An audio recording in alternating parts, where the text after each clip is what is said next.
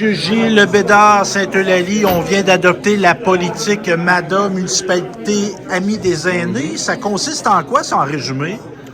Dans le fond, c'est de supporter justement les aînés dans nos municipalités, leur permettre d'être à l'écoute d'eux, les aider dans différents, surtout les écouter leurs besoins au niveau du transport, du logement, l'activité physique, même la technologie. Donc, il y a des subventions qui existent, puis chaque municipalité a le devoir ou peut investir pour leur permettre de réaliser des projets. Là. Et les municipalités, la MRC a du support. On a une responsable, Chantal Tardif, c'est bien ça? Oui, exactement. Chantal a nous accompagné des différentes municipalités avec les différents intervenants justement pour bâtir le plan d'action pour les nouvelles municipalités, puis de prolonger ceux qui étaient déjà actifs au niveau de la MADA, donc de renouveler les plans d'action. Merci.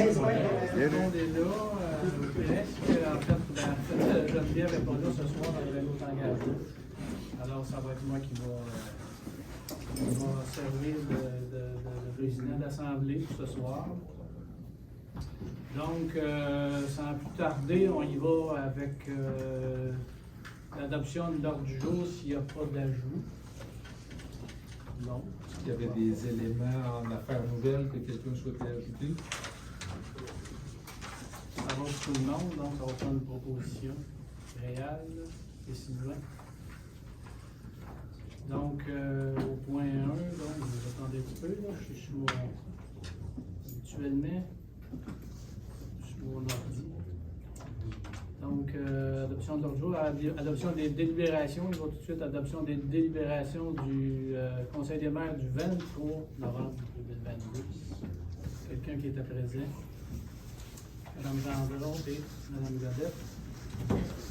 Là, on a une autre séance extraordinaire le 14 décembre. Ça prend donc d'autres propositions d'adoption. Monsieur Dupuis et Pascal. Ensuite, on a eu une autre séance extraordinaire le 11 janvier. Il n'y a pas si longtemps. Donc, ça prend une proposition. Marco et Réal. Merci. Comité administratif du 7 décembre, il y a quand même un petit bout de temps. Une proposition. Raymond et Mathieu. Merci.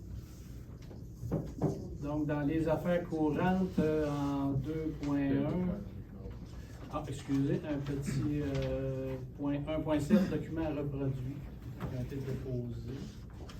Donc, vous avez deux documents reproduits. La Table régionale de l'éducation du Centre du Québec, qui s'adresse à l'ensemble des municipalités de la région pour l'adoption d'une résolution d'appui aux journées de la persévérance scolaire. Donc, vous devriez le recevoir aussi dans chacune de vos municipalités.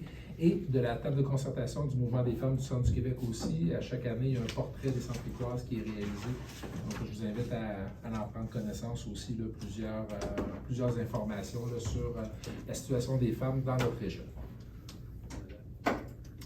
Donc, au point 2.1, la politique, plan d'action des municipalités amies des aînés, MADA.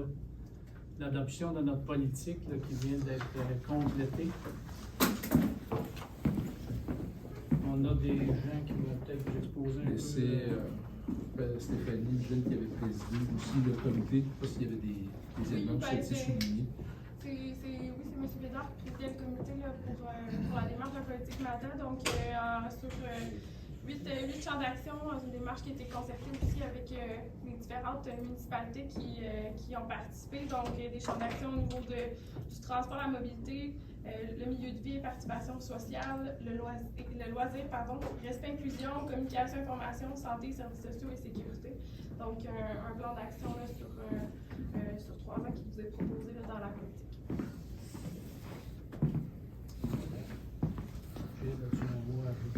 On a fait une très bonne synthèse, une bonne participation des différentes municipalités. Il y a eu des gros échanges, même avec la table de concertation des aînés.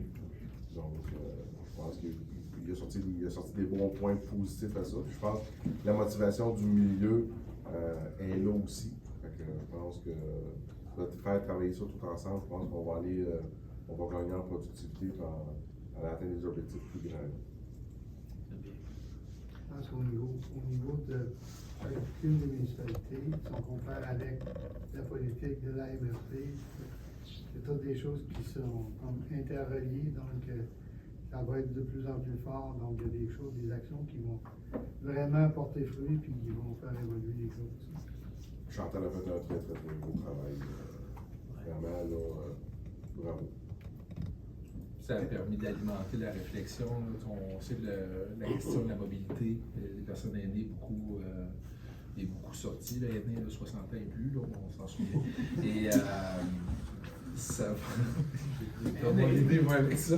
Mais justement, ça a alimenté la réflexion sur les besoins, puis justement le transport là, qu'on développe, ça répond en partie.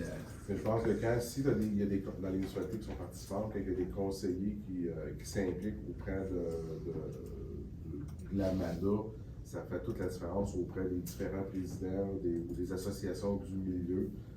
Il semble que le conseil de chacune des municipalités est impliqué et veut aller de l'avant dans plusieurs dossiers. Nous, à Saint-Eustache, on a toujours un budget de 8 000 $ par année dans les programmes avec la MADA. Puis je peux vous dire, depuis les 4 dernières années, les 3 dernières années, ça a été très, très, très productif.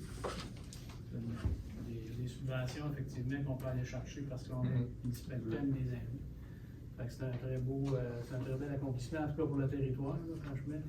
Puis, sauf erreur, est-ce que toutes nos municipalités sont maintenant MADA ou à peu près? Il y en manque pas beaucoup. En tout cas, Il sera toujours temps aussi là, par la suite, là, donc c'est d'y aller progressivement. Mais déjà que la MRC là, ait rempli là, son mandat, puis qu'elle soit une MRC amie des aînés aussi maintenant, ben, moi, ça vient redonner une légitimité encore plus forte avec ce qu'on fait. Est-ce que tu sais s'il y en a beaucoup des MRC qui sont... Il faudrait que je demande à Chantal, je n'ai pas par cœur, mais quand même, MADA, ça fait plusieurs années, c'est un mouvement et un programme qui a suscité beaucoup d'adhésion. Je sais qu'au niveau des municipalités, c'est correct. Mais il doit en avoir quand même pas mal, mais je ne pourrais pas vous dire, on pourra regarder puis vous revenir le mois prochain avec ça. oui, Ben moi, je tenais à dire aussi que nous autres, on est très contents du cheminement avec le MADA. Moi, j'y ai participé tout au long. Puis, sans Chantal, on n'y aurait pas arrivé. Fait qu'on c'était d'avoir Chantal qui nous a accompagnés, en tout cas nous autres, là, c'était vraiment content de ça. On va lui transmettre. C'était quand même un bon cheminement. Puis on est parti un petit peu en retard, puis c'est le temps de mettre ça en place, mais on avait la date limite là, au 31 janvier de ce mois-ci. Puis oui, c'est un bel accomplissement, mais on ne manquera pas de transmettre. c'est bon. S'il n'y a pas d'autres commentaires, on prend oui, on prend là. Bien, au point 2.8, on va donner un mandat pour revamper un peu notre site Internet à la MRC. Puis, dans le processus MADA, on a beaucoup parlé de la fracture numérique par rapport aux personnes d'un certain âge.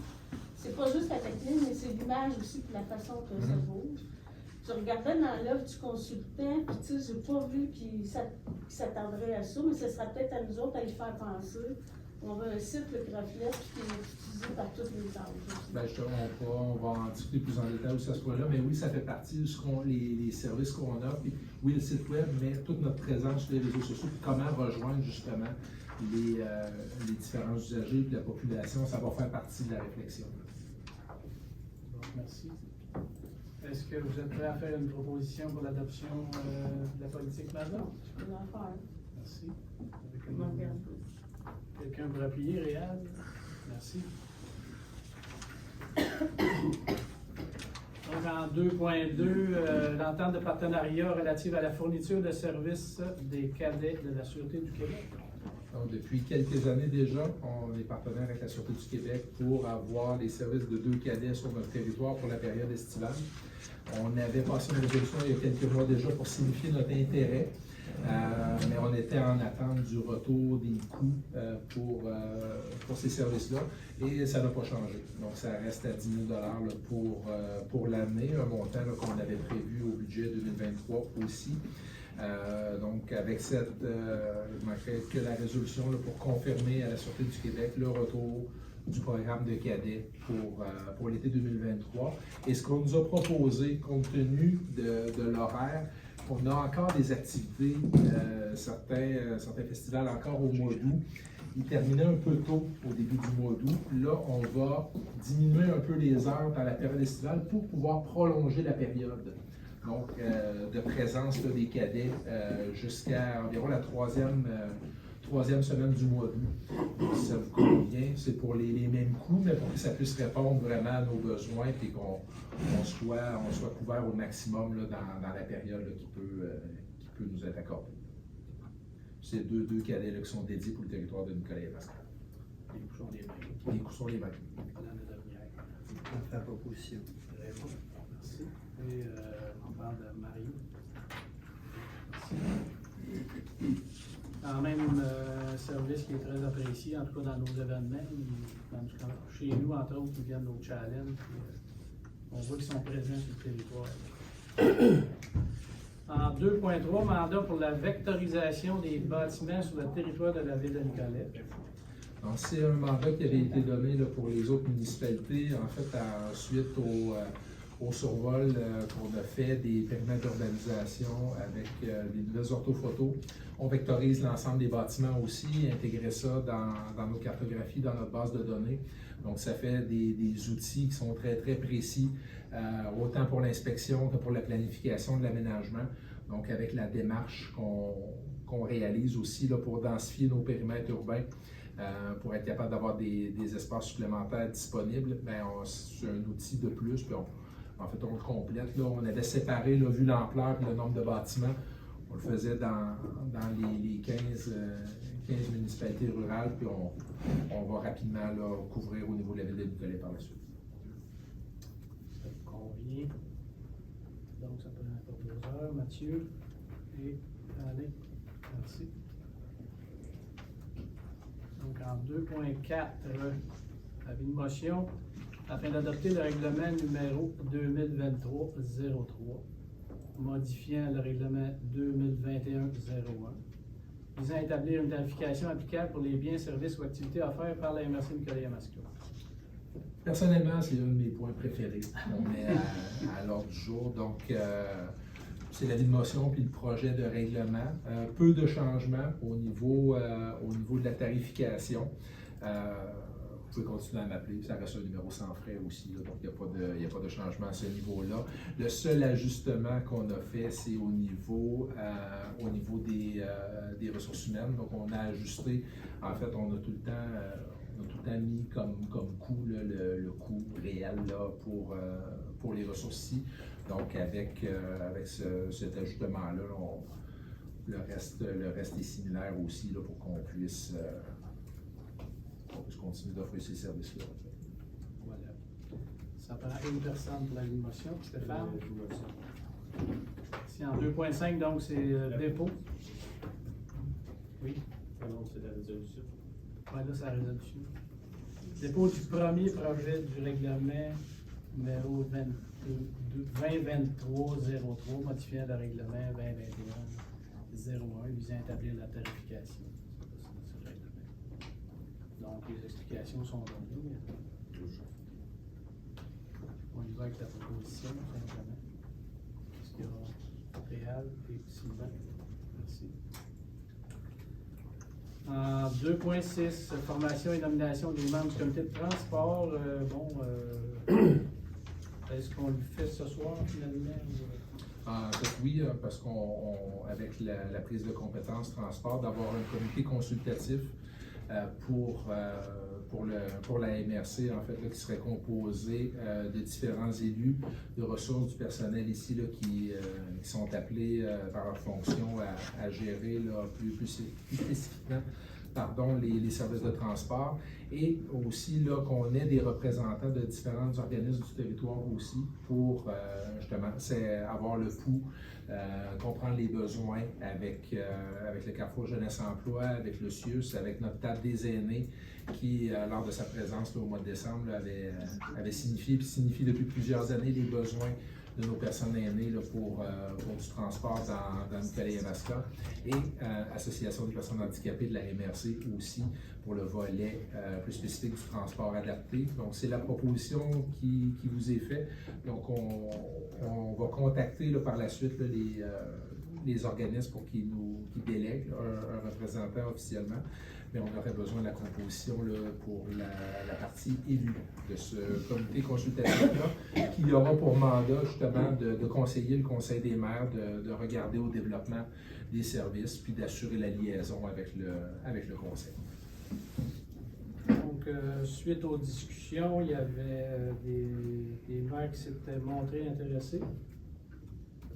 Alors, si c'est toujours le cas, je vais les nommer et vous entérinerez après. Il y avait, donc, pour le comité de transport, il y avait Raymond Noël ici, Pascal Théroux, Stéphane Biron, Christine Godette, Laurent Marcotte qui n'est pas là, mais qui est intéressé, et M. Gilles Bédard.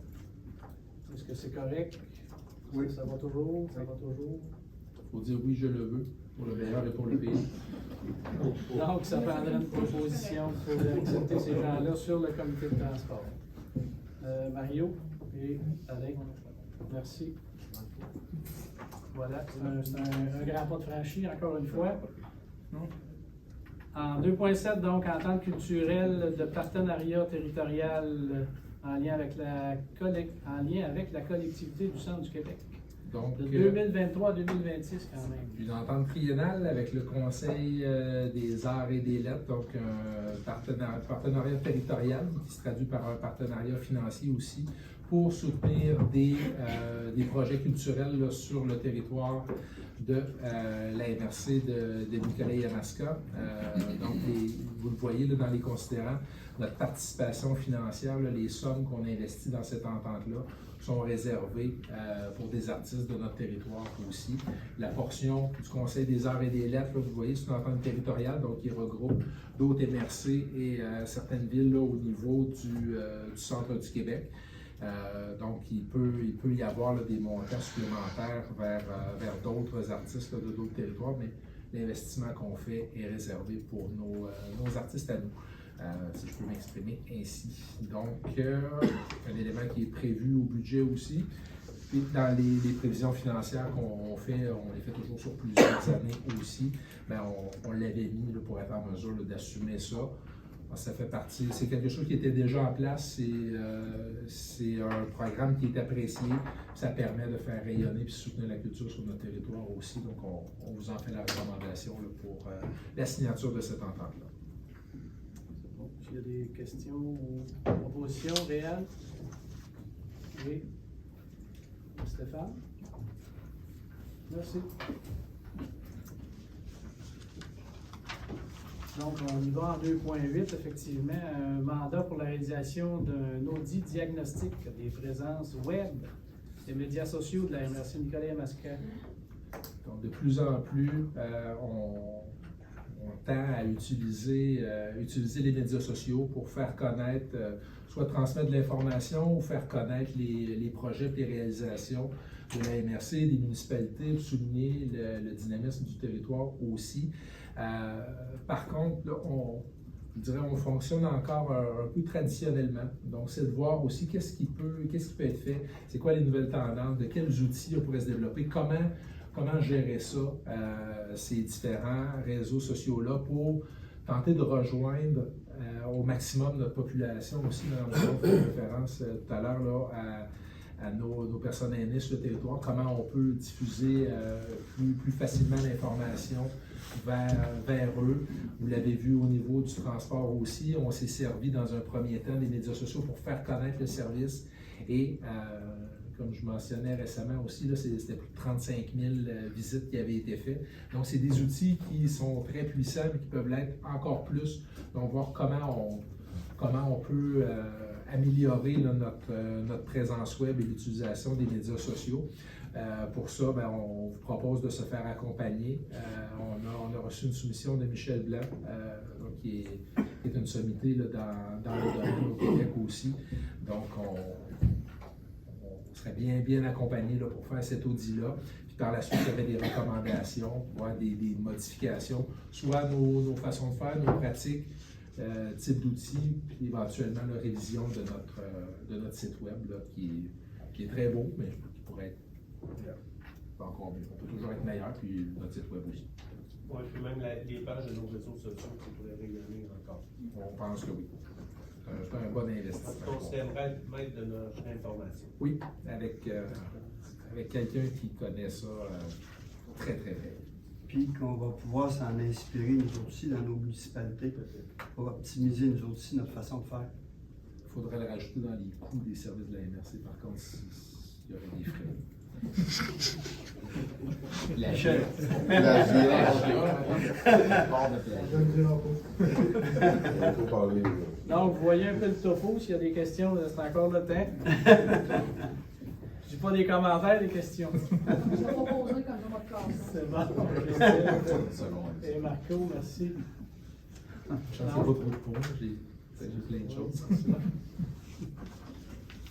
Donc, en 2.9, contrat de service avec la Fédération québécoise des municipalités relativement à la fourniture de services d'accompagnement en vue de la participation de la MRC à des projets de production d'énergie renouvelable et autres formalités.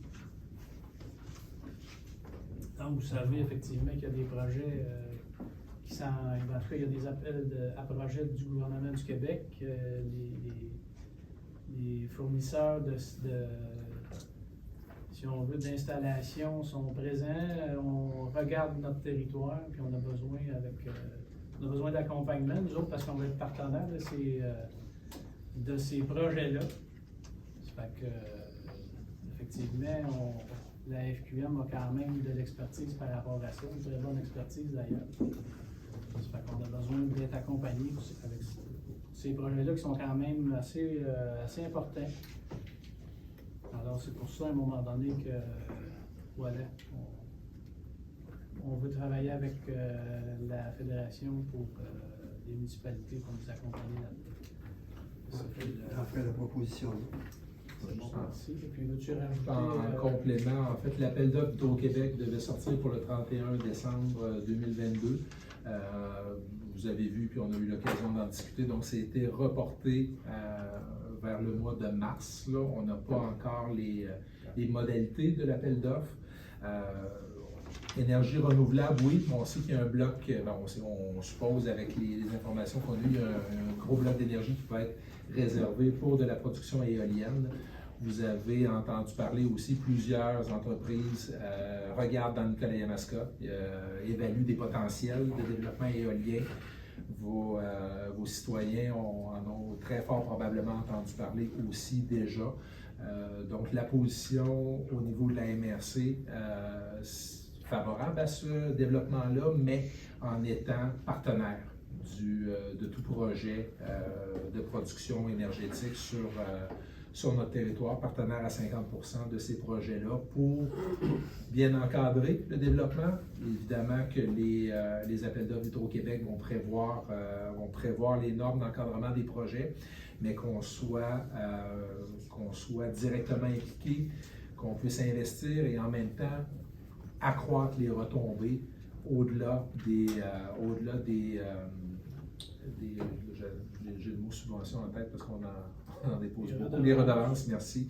Donc oui, il y aura des redevances pour les municipalités d'accueil, mais en investissement, c'est une source de revenus supplémentaire aussi qu'on génère. Ça fait plusieurs années qu'on parle d'avoir différentes sources de revenus pour réinvestir justement dans nos communautés, dans nos projets et maximiser là, les retombées de ces projets-là.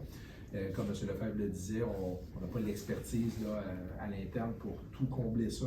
Donc, la FQM a mis en place une offre de service avec des ressources, dont certains qui ont travaillé là, sur des projets communautaires de développement éolien.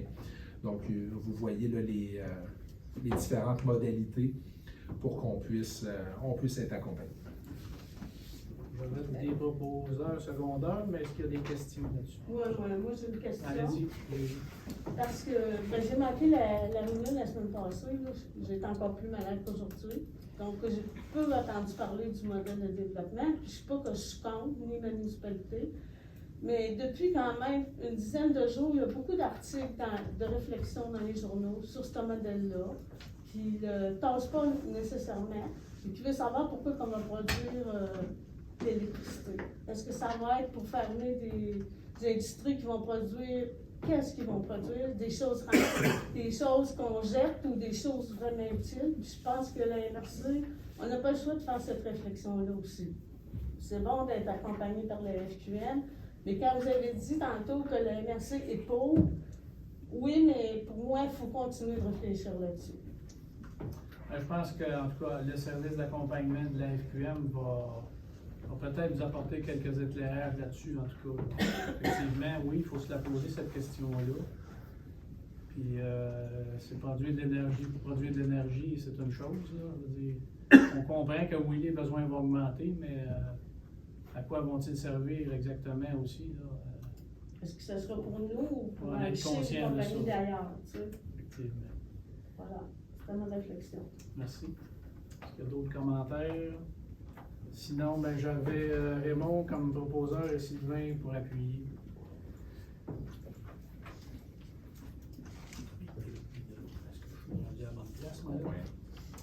Dans les affaires financières maintenant, à 3.1, paiement des factures concernant les véhicules de transport collectif et adapté.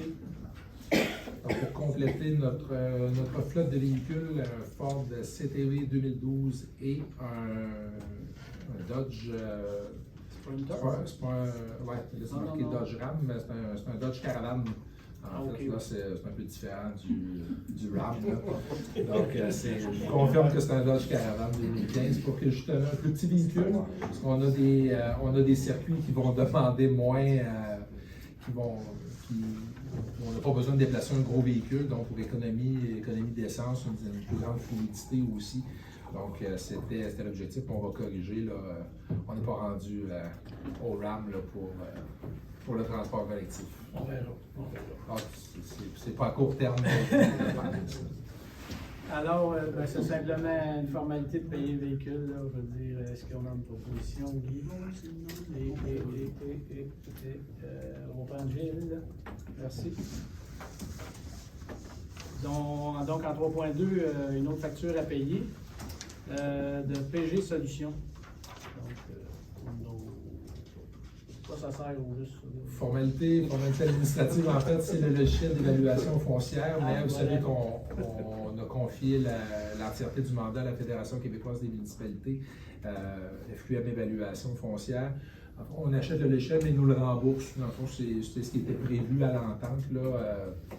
Donc, il n'y a pas de frais là, supplémentaires pour nous. C'est dans le montant global là, pour le service d'évaluation externe maintenant. Pourquoi PG encore là-dedans? Parce qu'on est en transition. En fait, la FQM développait son logiciel, mais le temps que tout le transfert se fasse, là, on parle quand même d'un 16 000 dossiers. Donc, on l'avait testé une année, on avait fait la transition, puis c'était pas tout à fait prêt. Je pense que nous, ça ne nous coûte rien de plus, mais pour être sûr, la FQM souhaitait là, au début là, des premières années que ça soit bien, la transition se fasse bien. Donc, une proposition. Pascal et Réal. Merci. Donc, on est rendu au point 4, point de discussion et d'information. En 4.1, le calendrier 2023 des séances de travail du Conseil des maires qui a été déposé, tout simplement. Ben, en fait, oui, c'est Est-ce qu'il y a des... le bien précis, c'est vraiment nos séances de travail. Donc, essentiellement, vous allez le voir là, qu'on puisse travailler sur nos différents... ça va être sur nos principales priorités. Donc, au niveau des démarches d'aménagement du territoire et nos démarches en innovation. Fait qu'on a certains mois où il y a 2 rencontres, fait que ça nous a permis, là, on va être en mesure de bien avancer là, les principaux dossiers qu'on veut mettre en place. Donc, c'est une proposition de calendrier, tout simplement. C'est sûr, on va vous confirmer le thème exact là, avant chacune des rencontres. On a vraiment juste des comités de travail là-dedans. Oui.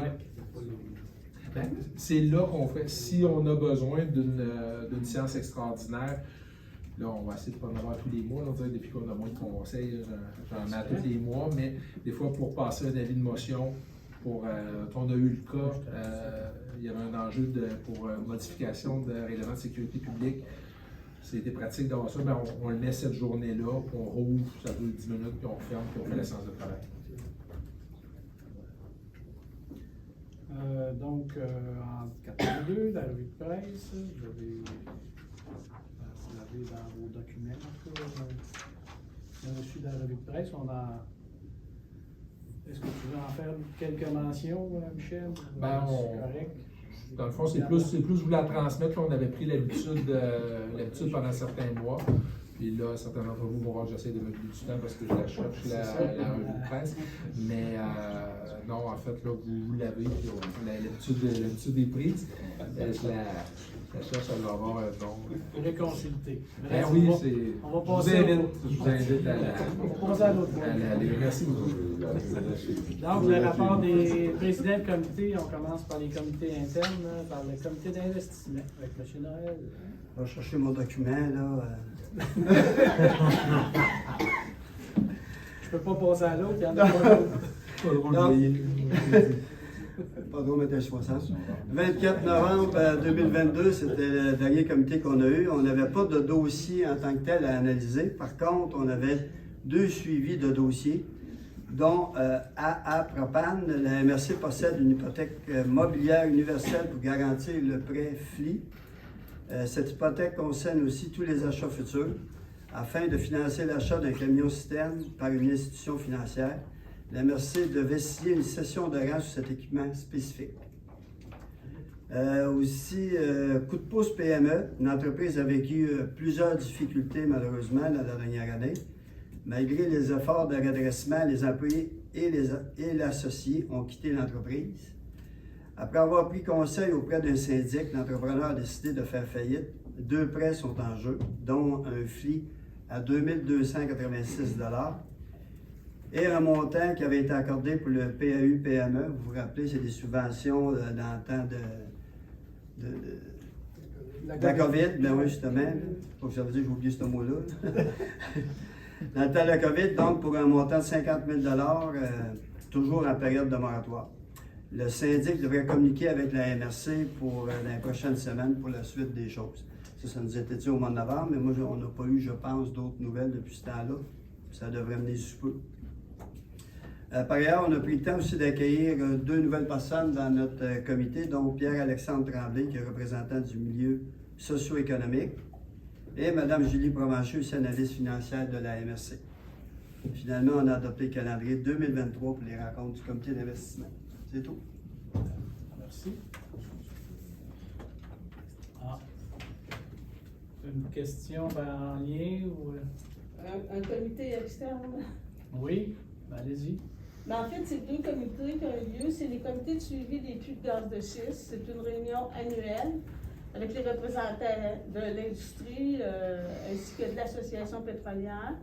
Donc, le lundi, c'était celle du puits de Pierreville et le mardi, c'était celle du puits de la Visitation. C'est exactement la même setup. Puis M. Michael Bénion, le président de Talisman, nous dit la même affaire.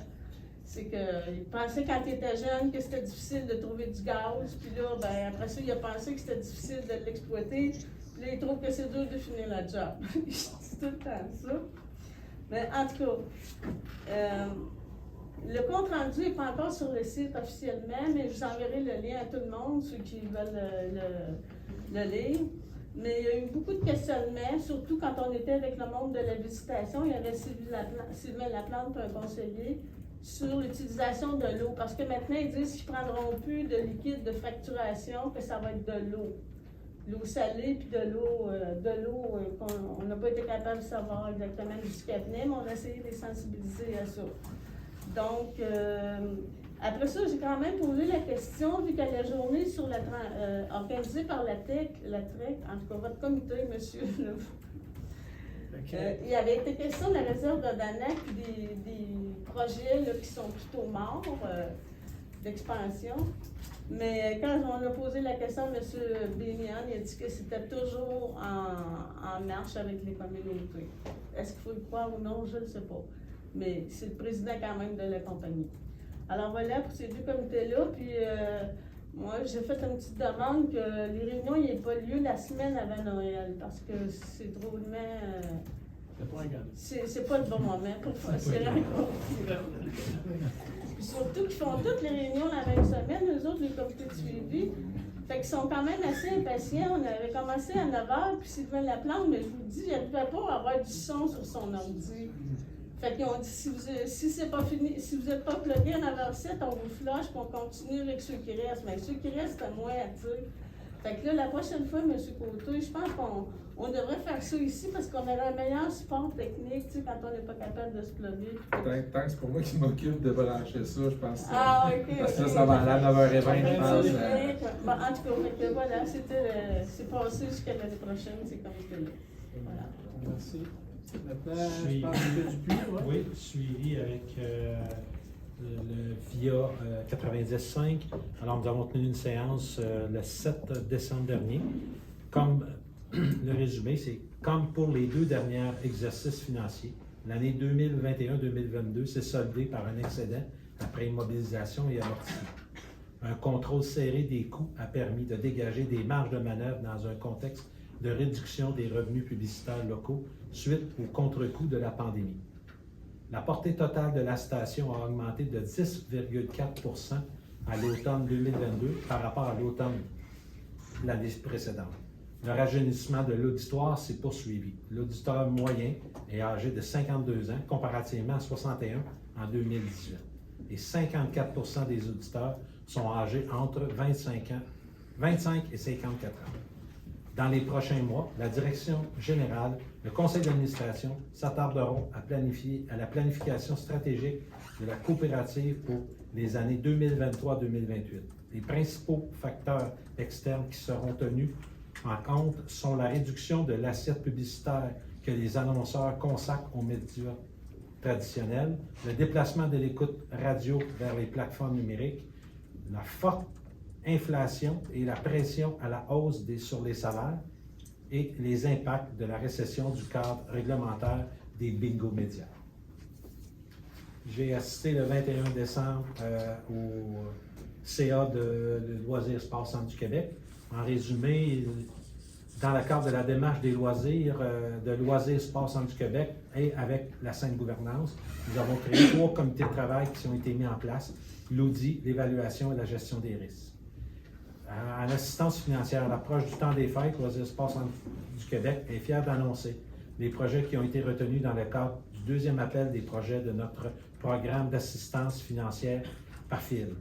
Au total, c'est 51 projets qui ont bénéficié de subventions et c'est plus de 149 000 $ qui ont été remis pour encourager et soutenir des organisations qui œuvrent dans la promotion du loisir et du sport auprès de la population des 5 MRC du centre du Québec. Nous vous invitons aussi à prendre note qu'il y a toujours le siège numéro 6 qui est vacant. Nous recherchons des candidatures en provenance de membres individuels experts ayant des expertises professionnelles en comptabilité, droit, gouvernance, éthique ou intégrité. Merci. Est-ce qu'il y a des questions en lien avec ça? Non? Est-ce qu'il y a d'autres comités là, qu'on dit que c'est on est là-dedans tout le temps? Non, sinon, on va y aller avec la période de questions. Questions du public, cher public. Ça va pour le moment. Alors, on continue donc avec les demandes d'appui. On a en 6.1 une demande d'appui aux journées de la persévérance scolaire. Donc,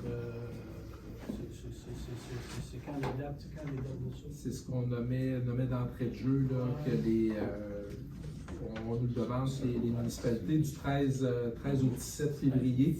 Donc, vous avez dans l'ordre du jour là, certaines actions là, de diffuser les actions qui sont réalisées. Il y a une activité particulière aussi là, le 16 février, le jeudi persévère aussi, d'inviter votre personnel, vos partenaires à se vêtir de vert pour témoigner d'encouragement. Vous les avez là, de nommer. Puis on va vous diffuser aussi l'ensemble des informations qui sont transmises par la table régionale de l'éducation. Donc, on encourage vivement et vous propose là, d'adopter une résolution d'appui aussi là, en faveur des journées de la résilience. Dans nos municipalités, je pense qu'on a eu des communications là-dessus déjà. Ouais. Donc, j'aurai une proposition, Stéphane. Et M. Descoteaux.